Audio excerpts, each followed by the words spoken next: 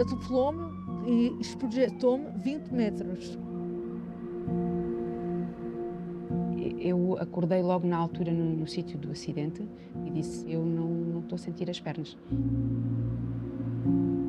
Bati a 150 contra uma árvore.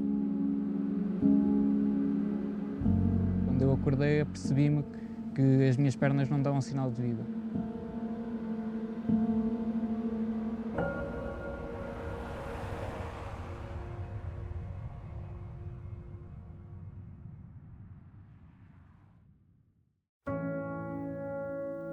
Raquel, Ricardo, Floriano, and Anna have never met.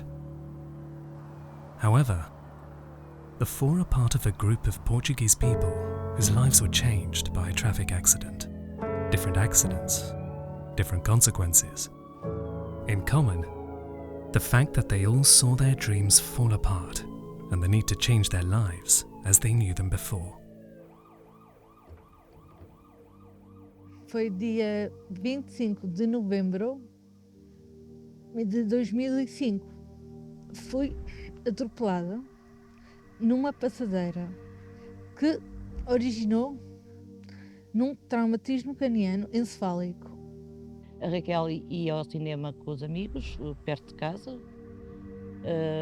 Foi atropelada na passadeira porque havia carros parados na faixa do lado direito e o senhor que veio e atropelou a Raquel foi do lado esquerdo, passou, apesar de estar o carro parado no lado direito, e levou a Raquel, e a Raquel voou 20 metros, cerca de 20 metros.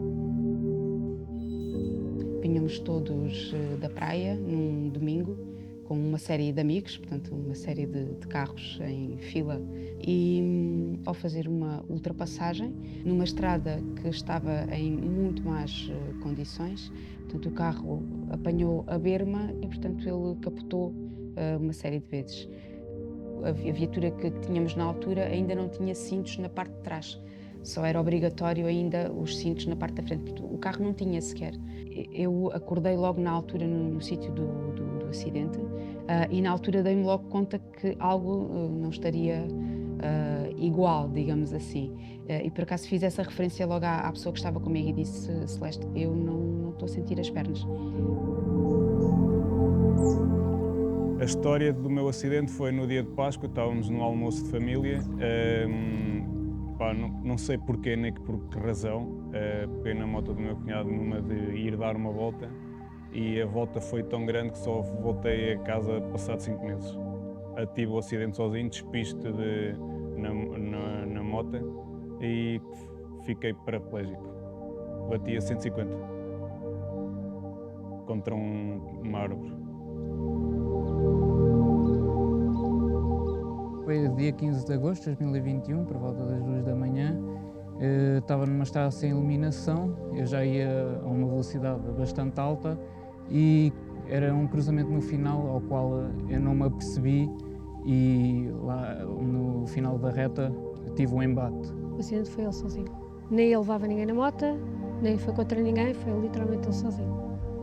Fiquei inconsciente, não me recordo o que aconteceu, se a moto me caiu em cima ou a maneira como eu caí, mas, digamos, quando eu acordei, apercebi-me que as minhas pernas não davam sinal de vida. Acabaram por se passar 3 dias até que eu fosse operada.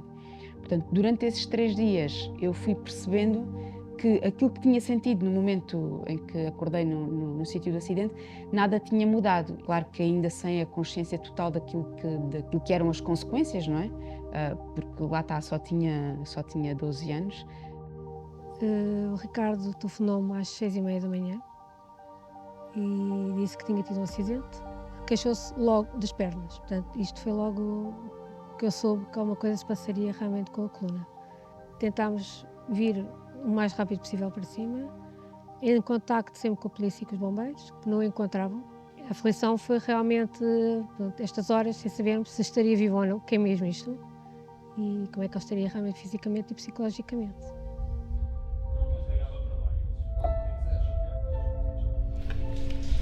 Quando aqui em Santa Maria, peço para andar de escudo. Quando somos chamados para um acidente de viação em que de facto há uma vítima jovem, Temos sempre um sentimento extra de, digamos, de nervosismo e de apreensão pela situação que iremos apanhar. No local, tendo em conta que ainda estão na fase crítica emocional do acidente, tentamos não dar muita informação, apenas posteriormente, porque até algumas dessas situações que no local nos parecem poder ser crónicas, são apenas agudas, poderão ter resolução mais tardiamente. Quando nós chegamos ao local e nos apercebemos que o desfecho vai ser negativo, é um sentimento um bocadinho de tristeza e frustração, por nós não percebemos logo à partida que não vamos conseguir resolver o problema, portanto, daquele doente. E de facto é um sentimento de tristeza, percebemos que às vezes os familiares ainda têm esperança porque não se apercebem da gravidade da situação e nós já nos apercebemos que o desfecho vai ser negativo e é um sentimento um bocadinho de impotência, até diria, face aos familiares, em que nós de facto queremos dar uma boa notícia, mas infelizmente não conseguimos dar-lhes essa notícia.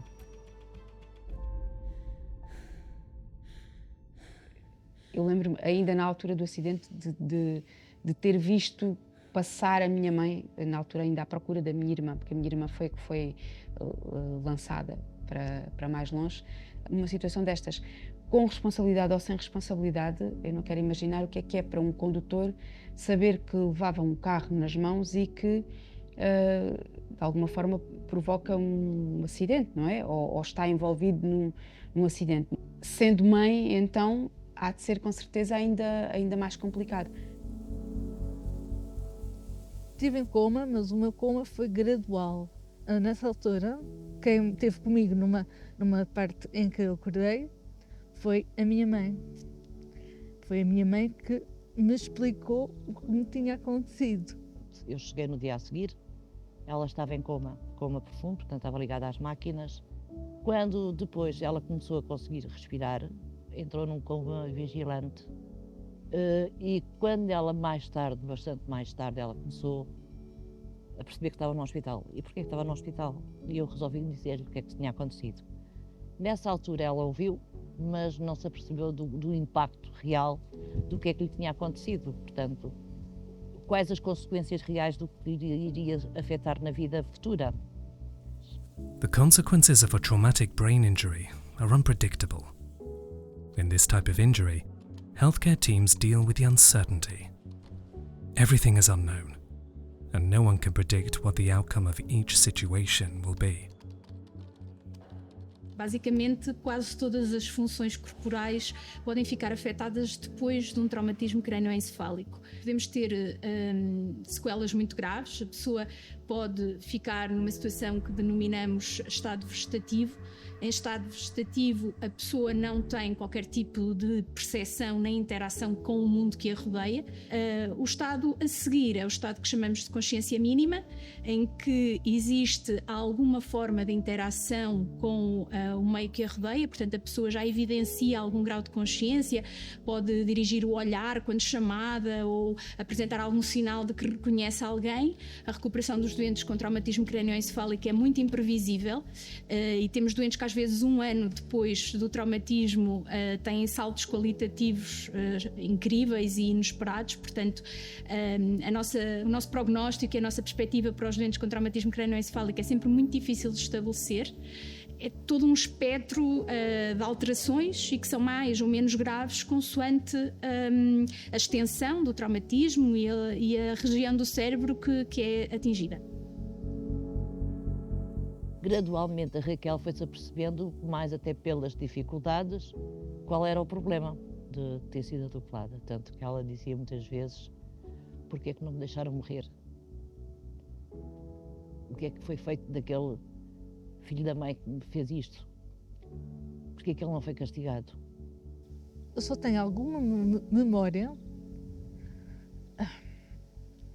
no terceiro hospital onde tive. Foi no Alcaitão. Foi onde eu passei a maior fase do acidente e foi onde eu fiz a maior recuperação. Onde fiz a operação à perna, fiz uma operação ao olho, fiz fisioterapia intensa. É muito difícil uma pessoa tentar perceber e tentar explicar à filha o porquê. Porque nunca nos foi dadas as esperanças. Quando ela estava no São Francisco, portanto, no primeiro hospital dificilmente diziam que ela voltaria a andar, a falar, a ser autónoma. O principal desafio de quem sofre um trauma desse género é aprender outra vez a viver. E é aquilo que nós vimos vezes sem contas nas situações graves. Vimos pessoas muito jovens que têm traumatismos mais do que uma região do corpo. Podem ter traumatismos de membros, crânioencefálicos, traumatismos torácicos, abdominais. Às vezes têm estes traumas de uma forma geral, que chamamos um politraumatizado. São doentes que têm muito tempo de internamento, são doentes que ficam muito tempo sedados, são doentes que ficam com um grau de debilidade muito elevado. Portanto, isso tudo faz com que os nossos doentes reaprendam a viver depois destes grandes eventos. Após ter noção, ainda no local do acidente, ter noção de como é que estava, fez-se na minha cabeça um filme completo daquilo que perdi e como é que iria agora reconstruir a minha vida. O processo inicial foi de reabilitação, foi de adaptação à minha vida de paraplégico. Estive internado no Alcoitão, tive que procurar mudar de escola, procurar um curso que enquadrasse nas minhas limitações e arregaçar as mangas e fazer-me à vida. Eu só tinha 12 anos, portanto era uma criança. Portanto, eu acho que a noção daquilo que são as verdadeiras consequências de uma paraplegia, nessa idade nós não as temos. E, portanto, a minha vivência em Aljustrel acabou por não mudar muito e eu senti-me, de alguma forma, protegida enquanto vivi ali. O impacto grande foi quando vim para Lisboa aos 18 anos. Aí sim percebi o que era a deficiência e o que era estar condicionada à mobilidade numa cadeira de rodas. Quando eu me apercebi que não ia voltar a andar, de certa forma, chocou-me bastante, acho que acaba por ser normal e tive que mudar bastante os meus hábitos, principalmente tive que deixar um pouco a minha paixão, que era a paixão pelas motas. O que eu explico ao Ricardo o que tinha acontecido foi, penso que tenha sido primeiro no hospital no Chuc, porque ele a nós nunca nos perguntou e nós também achámos que não seríamos nós, se calhar, as melhores pessoas para podermos explicar realmente qual era a capacidade, ou a incapacidade neste caso, que ele teria. E penso que ele sentiu-se incapacitado quando chegou ao Centro de Reabilitação de Rovisco Pais, porque ele tinha sempre uma esperança que realmente, se calhar, ainda poderia voltar a andar e tal não aconteceu. Eu conheci o Ricardo aqui no Centro de Reabilitação Rovisco Pais. Ele esteve cá internado connosco para fazer o seu programa de reabilitação após a lesão vertebromedular que sofreu. Depois de uma lesão medular é frequente aquilo que nós chamamos a alteração da autoimagem e do autoconceito, ou seja, a pessoa passa a ver-se de uma forma diferente, portanto a forma como ela se apresenta aos outros é diferente. Se apresenta numa cadeira de rodas, pensemos estarmos sentados e vermos todas as pessoas de baixo para cima. E depois, no fim, uma fase de aceitação. E quando essa fase de aceitação corre bem, estas pessoas continuam a ter uma vida perfeitamente válida, continuam a sentir-se inseridas no seu meio familiar, no seu meio social e idealmente profissional também. Após o acidente, eu tive que fazer uma recuperação em vários sentidos. Adaptei-me à cadeira de rodas, sou 100% autónomo, ou quase, voltei a estudar, felizmente já tenho carta de condução e possivelmente daqui a uns tempos irei ter carro, por isso felizmente está tudo a adaptar-se da melhor maneira. Com 16 anos nós não temos noção bem dos perigos que corremos e pensamos que só acontece aos outros e nunca a nós. E foi se calhar um pouco isso que me deu para pegar na moto e fazer essa aventura. A minha mãe foi, na altura que eu era menor, foi o meu braço direito juntamente com a minha família. Mas depois tive uma grande ajuda dos meus amigos, que nunca me deixaram ficar em casa. Por onde eles iam, eu e também, foram fundamentais para o processo de virar de página e enfrentar a minha deficiência na altura. Na altura, na fase inicial, acabei por precisar da ajuda da família, da minha mãe, da minha irmã, do meu pai. Todos ajudavam conforme podiam e conforme era necessário.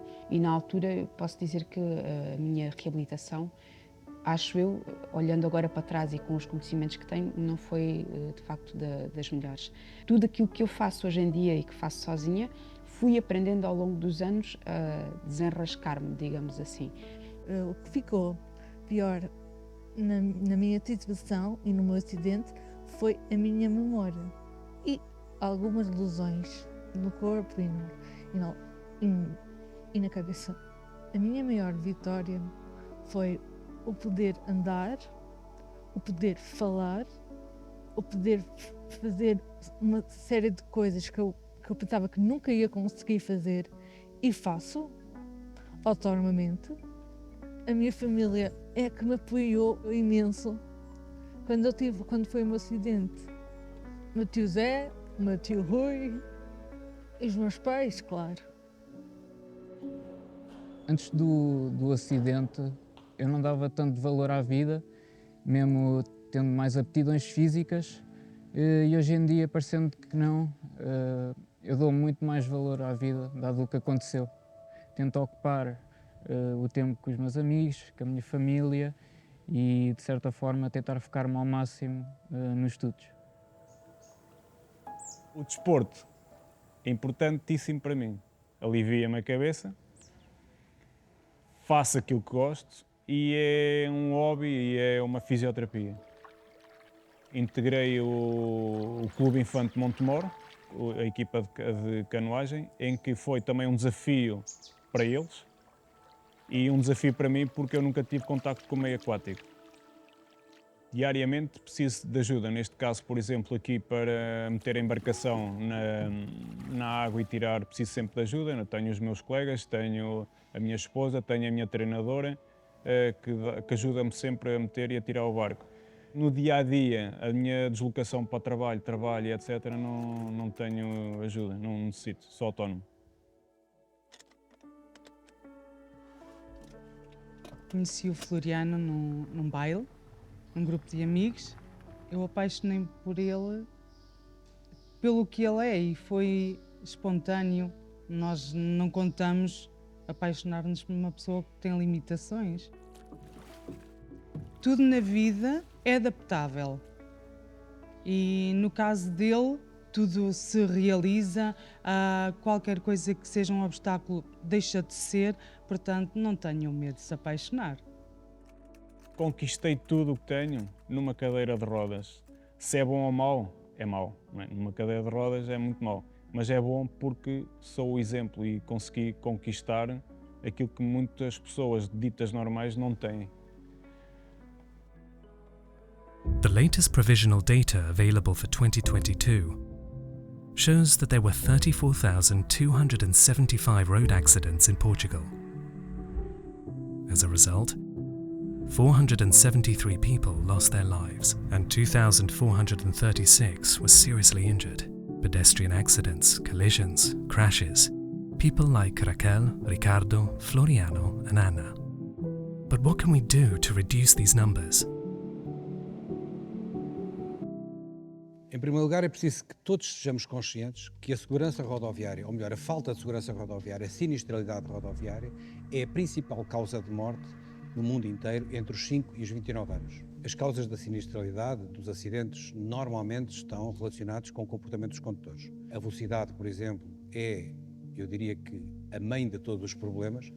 Qualquer que seja o acidente, quanto mais velocidade ela ocorrer, maiores são os danos causados. E, portanto, a velocidade é uma das nossas maiores preocupações. Claro que tem outras relativamente ao comportamento dos condutores, nomeadamente o uso da tecnologia. Falo do telemóvel, do touchscreen, mas pronto, este infoentertainment são uma fonte de distração. E nós, quando estamos a conduzir, não podemos estar distraídos. Às vezes estamos a fazer outras coisas, estamos a andar de trotinete, estamos a andar de bicicleta e não podemos estar distraídos. Temos que estar concentrados no que estamos a fazer. O consumo de álcool é um dos problemas mais complicados numa certa faixa etária. Basta dizer que 40% das vítimas mortais tinham uma taxa de álcool superior ao permitido. E isto é dramático. Those who live daily with the scars of the road never forget where, when, how and why.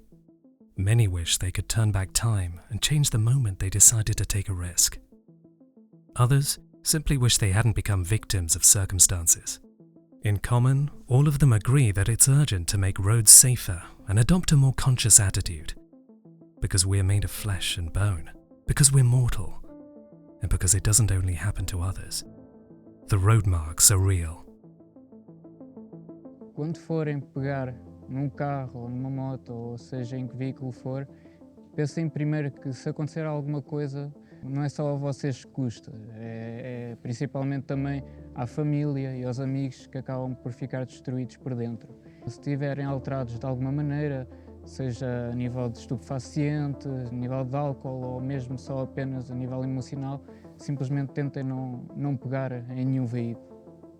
Eu diria a todos os pais que vejam primeiro se os seus filhos têm a maturidade suficiente para poder conduzir, seja moto ou carro. Eu gostaria de lhes passar a ideia que isto não é um sonho, também pode vos acontecer, por isso já sabem, não sejam um culpado.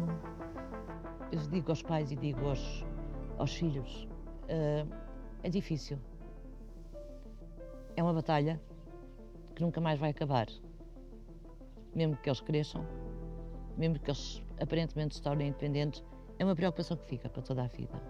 Andar na estrada, seja a conduzir uma viatura, ou seja enquanto peão, é preciso pensar que os nossos erros podem ter consequências e essas consequências podem ser graves e podem ser para toda a vida. E, portanto, é preciso aprender, é preciso as pessoas formarem-se relativamente àquilo que são as questões cívicas e se soubermos respeitar isso, soubermos respeitar-nos e respeitar os outros, as coisas são mais fáceis para nós e para aqueles que estão à nossa volta.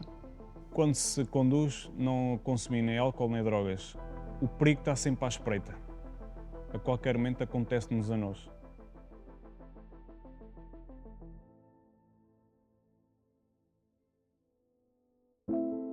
Life is uncertain. Everything can change in a moment. It was like that for Raquel, for Ricardo, for Floriano and for Anna. It could be like that for any of us.